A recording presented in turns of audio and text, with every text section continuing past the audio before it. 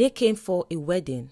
They left with trauma, gossip, tears, and a slap that echoed far beyond the church walls.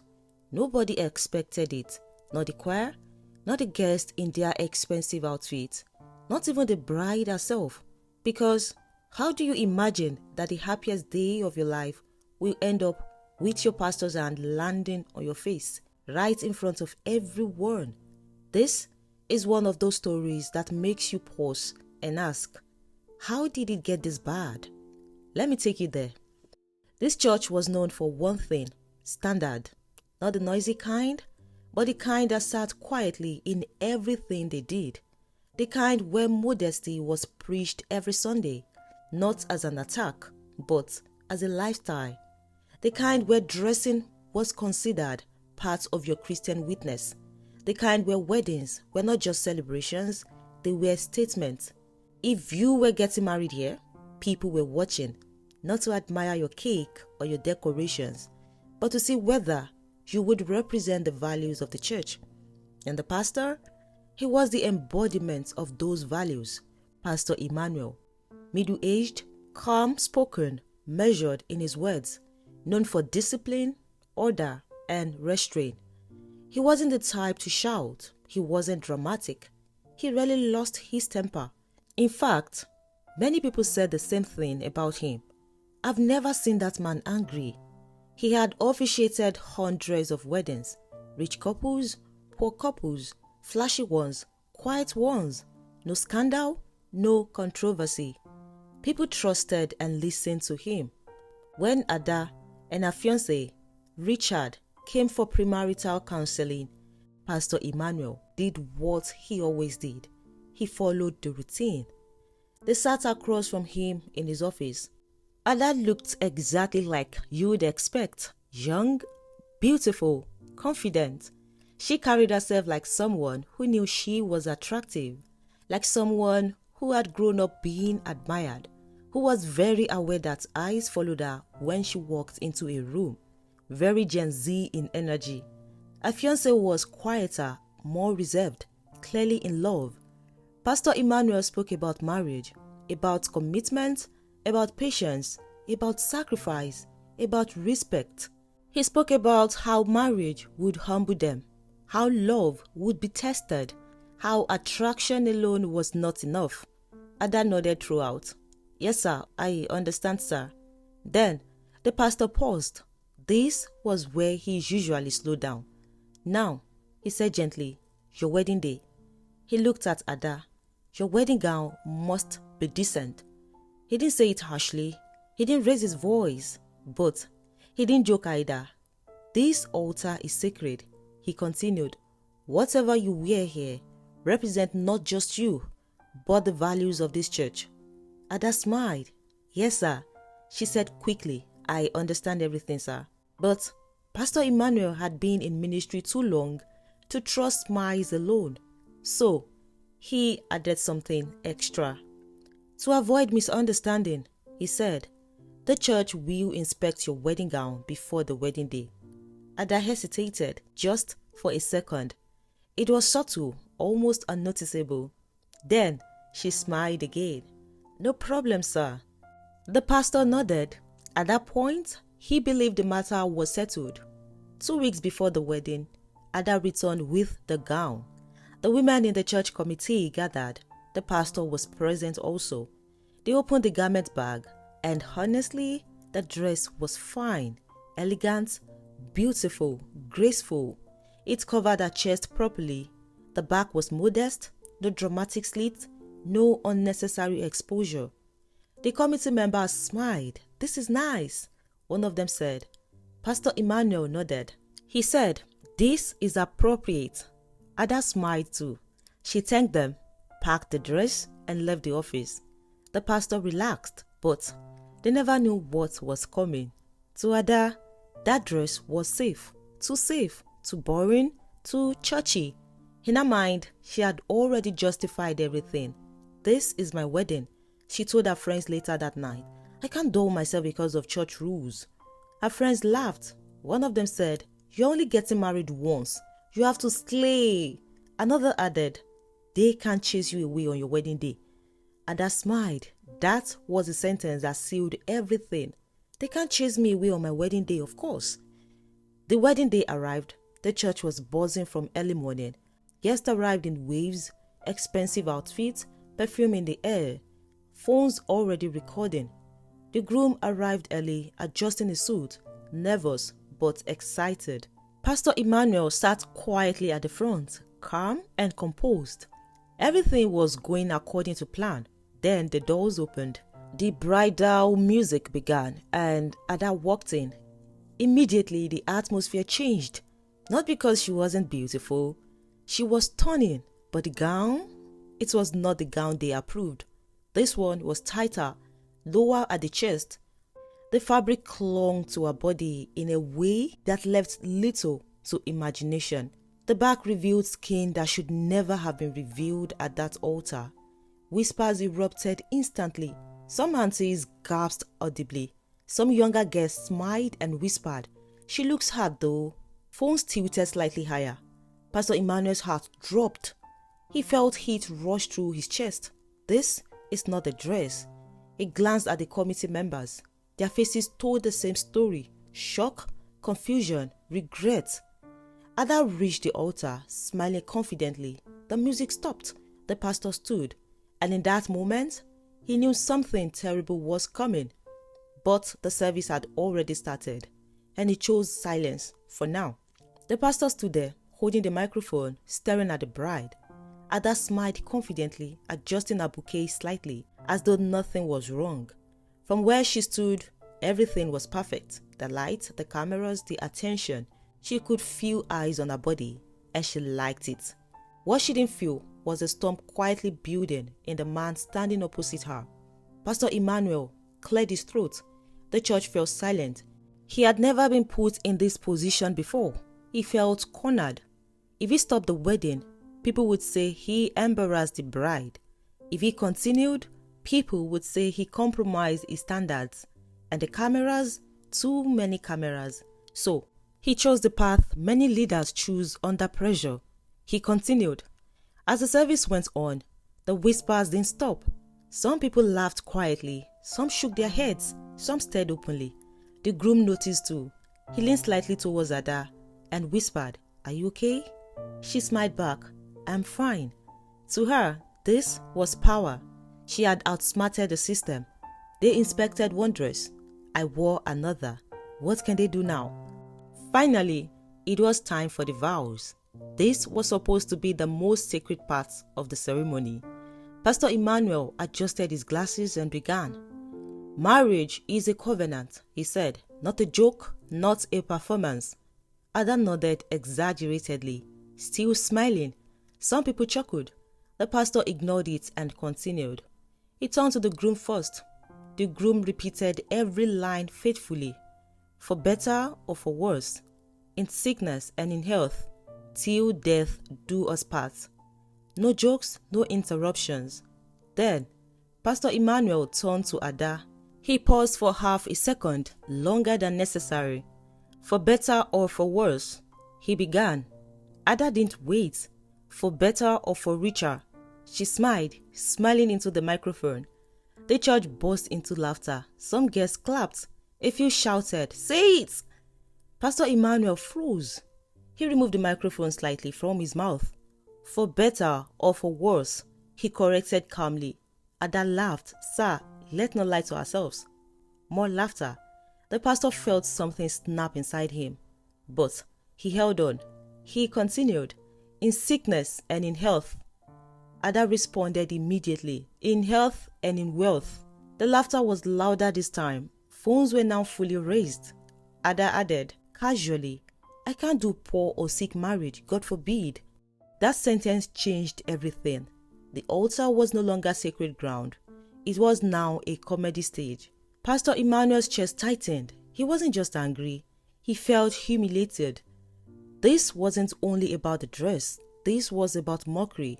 Mockery of the vows, mockery of the altar, mockery of him. He looked at Ada.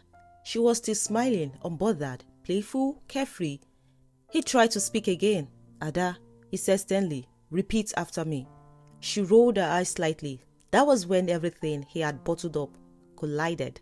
The embarrassment, the dress, the whispers, the laughter, the feeling of being played like a fool. And then, without thinking, his hand moved. It landed loud, sharp, clear. The sound that slid through the entire church. Silence followed instantly. Ada's head turned slightly from the impact. Her bouquet slipped from her fingers. For a second, she didn't even understand what had happened. Then, the sting hit. Her hand flew to her cheek. Her eyes widened. Pastor Emmanuel froze. His hands were still midair when reality slammed into him. What have I done? But his mouth betrayed him. Comport yourself, young lady. The words came out harsh, uncontrolled. Ada burst into tears. Her makeup began to run. Her body shook. This was her wedding day, and she had just been slapped in front of everyone. The groom lost it. He stepped forward aggressively. What nonsense is this? He lunged towards the pastor. Before he could reach him, church protocol officers rushed in. They grabbed him, held him back. Leave me, leave me! He shouted. Guests stood up. Some screamed, some shouted, some recorded openly now. The choir stopped singing. The atmosphere collapsed. The church was no longer a church. It was noise, confusion, shouting layered over crying. Protocol officers struggled to restrain the groom as he thrashed wildly. Are you mad? He screamed. Who gave you the right to touch her? Ada had slid into a chair, still crying uncontrollably. Her bridesmaids surrounded her, some furious, some shaking, some unsure whether to comfort her or scold her. Pastor Emmanuel stood rooted to the spot. The microphone had fallen to the floor. His chest rose and fell heavily. For the first time in his ministry, he didn't know what to say or if there was anything left to say. Ada's mother stood slowly, as though her legs were unsure they could still carry her. Her heart was pounding so loudly she could barely hear the noise in the church. She had known Pastor Emmanuel for over 20 years. This was the man who dedicated Ada as a baby, the man who prayed over her during exams, the man she trusted. She turned to look at the altar again. Her daughter crying, her makeup ruined, her hand on her cheek, and the pastor standing there stunned, surrounded by confusion. Her mind refused to accept what her eyes had just seen. This cannot be happening. Ada's father did not move immediately. He sat rigid, fist clenched, jaw tight. He was angry, but his anger had nowhere to land. Angry at the pastor? Yes, but also angry at Ada. He had warned her. He had told her to take the counseling seriously. He had pleaded with her not to turn everything into a joke. And yet, no matter what she did, no man should lay a hand on my daughter. That truth hit him like a stone. He stood up suddenly, not shouting, not pushing. He walked straight towards the altar with slow, deliberate steps, the way men walk when they are trying not to explode.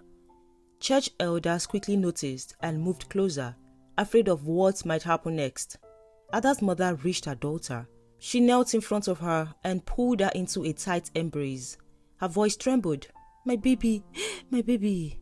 Ada collapsed into her arms, sobbing harder. In that moment, whatever embarrassment she felt vanished. This was no longer about church, or vows, or dresses. This was a child. At the third row, the groom's mother hadn't moved. She sat stiffly, her handbag clenched tightly on her lap. Her heart was racing, but not only because of the slap. She had noticed Ada from the beginning. The dress, the confidence, the way she smiled through the vows, the jokes, the laughter, the casual disrespect. She had felt uneasy, but she said nothing. Now, as she watched Ada sob in her wedding gown, her thoughts became tangled and heavy. Is this how a wife behaves? Is marriage a joke to her? If she could act like this in public, at the altar, what would she be like in the home? Then, another thought followed quickly, one she didn't like. But still, nobody deserves to be slapped. Her chest tightened. She looked at her son struggling in the arms of the protocol officers, his face red with anger and embarrassment. Should I stop this wedding? or will stopping it destroy him forever? She didn't know which decision was worse, and that uncertainty frightened her more than the slap itself. People had already started choosing sides. Some women whispered loudly, "She was warned. She disrespected the altar. Gen Z children don't know boundaries." Others shook their heads in disgust. No matter what, that slap was evil. He lost control. This is wrong. A man muttered, "If this was my daughter, this church would scatter today." Phones were everywhere now. No hiding, just the slap, the tears, the chaos. As the elders tried to restore order, Ada's parents stood there, confused, broken, ashamed, and angry all at once. This was their church, their pastor, their daughter. What made it harder was that Pastor Emmanuel was not a man known for violence. Over 20 years, no scandal, no history, no temper. So, Ada's parents were trapped between two impossible truths. Their daughter had behaved carelessly at the sacred altar, but the pastor had crossed the line that could never be uncrossed. They didn't know who to defend, and they hated that they even had to choose. The church elders rushed forward.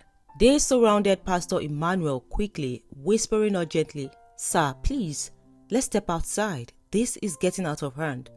He allowed himself to be led away, not because he agreed, but because his legs suddenly felt weak. As he walked past the congregation, he caught sight of Ada again. She was still crying, her makeup ruined, her face red and swollen. And for the first time since it happened, guilt finally landed fully. Not guilt for the embarrassment, but guilt for the hand that moved when it shouldn't have. When the elders announced the wedding could not continue, Ada's father nodded slowly, almost in relief, because at least the chaos had an ending. He turned to the groom's family and said quietly, "We will talk. This is not the place." No shouting, no accusations, just exhaustion. Ada's parents escorted her out of the church, heads bowed, not in shame, but in disbelief. Their daughter had walked in as a bride. She walked out as a question mark. When they got home, Ada sat in her parents' living room, still in the same wedding dress. No laughter, no congratulations, just silence thick enough to choke on. Her mother had tried to help her change, but Ada shook her head. Later, she said, she wasn't ready to peel off the day yet. The groom arrived that night with his parents. No smiles, no pleasantries. Everyone sat far apart, as if distance could reduce the weight in the room. Ada's father spoke first. "This wedding cannot continue," he said calmly. Nobody argued. That alone said a lot. Then the groom's mother cleared her throat. She spoke slowly, choosing her words carefully. "What happened today," she said, "was wrong. Completely wrong." Ada looked up, hope flickering briefly in her eyes. "But," the woman continued, "I am also worried." The room tensed. She turned to Ada, not harshly, not kindly. "Marriage is not content. It's not performance. If you could treat vows like jokes in public, I fear what you may treat lightly in private." Ada felt the words land like stones. Her mother shifted uncomfortably. The groom looked at the floor. The concern was not cruel, but it was devastating. For a long time, Ada said nothing. Then she stood up. Her voice shook, but it didn't break. "It was wrong," she said. "I thought I was being confident. I thought I was being modern." She paused. "I didn't know I was being careless." Her father exhaled slowly, but she added, her voice firmer now, "I will never justify what he did to me, ever." Silence followed. "That slap," Ada continued, "did something to me. I can't unfeel it. I can't unremember it." She turned to the groom. "I love you, but I will not stand at that altar again. Not with that pastor. Not in that church." That sentence changed the direction of everything. The groom felt torn in half. On one side, his love for Ada, his anger at the pastor, his need to protect his wife. On the other, his mother's fear, his doubts about Ada's maturity, He's worried about what kind of marriage this would be. Finally, he spoke. "Let's pause everything," he said. "No wedding, no date, no pressure." He looked at Ada. "Let's see who we are without an audience." That decision satisfied no one fully, which made it honest. Pastor Emmanuel was suspended indefinitely. The church issued a statement condemning violence, acknowledging emotional provocation. Some members left, some defended him, some said nothing but watched quietly. For the first time in 20 years, his authority was questioned publicly, and for the first time, he had to sit with his temper without a pulpit to justify it. Months later, counseling happened, arguments happened, silence happened. Ada changed, but not overnight. She became quieter, more reflective, less performative. The groom became more observant, more intentional. They learned each other without vows forcing them together, and slowly, something unexpected happened. They grew. 6 months later, they married. No church, no altar, no choir, just a small registry ceremony. Ada wore a simple dress, elegant, covered, confident. Not because anyone forced her, but because she chose it. No cameras, no viral moments. Ada learned that freedom without wisdom can humiliate you. Ada knew she had tested authority, mocked sacred vows, and turned a solemn moment into entertainment, believing there would be no consequences. She learned a bitter lesson. Not every boundary exists to oppress you. Some exist to protect moments from becoming disasters. Confidence without wisdom is dangerous, and rebellion dressed as humor still carries consequences. And for Pastor Emmanuel, he learned the hard way. He learned that anger doesn't care how long you've preached against it, that self-control isn't proven by sermons, but by moments of pressure. He learned that leadership doesn't give permission to abuse power, even when disrespected, that no standard, no doctrine, no provocation justifies violence, and that once your hands moves in anger, your authority collapses with it. This story wasn't just about a bride and a pastor. It was about a generation clash, about pride on both sides, about disrespect meeting rage.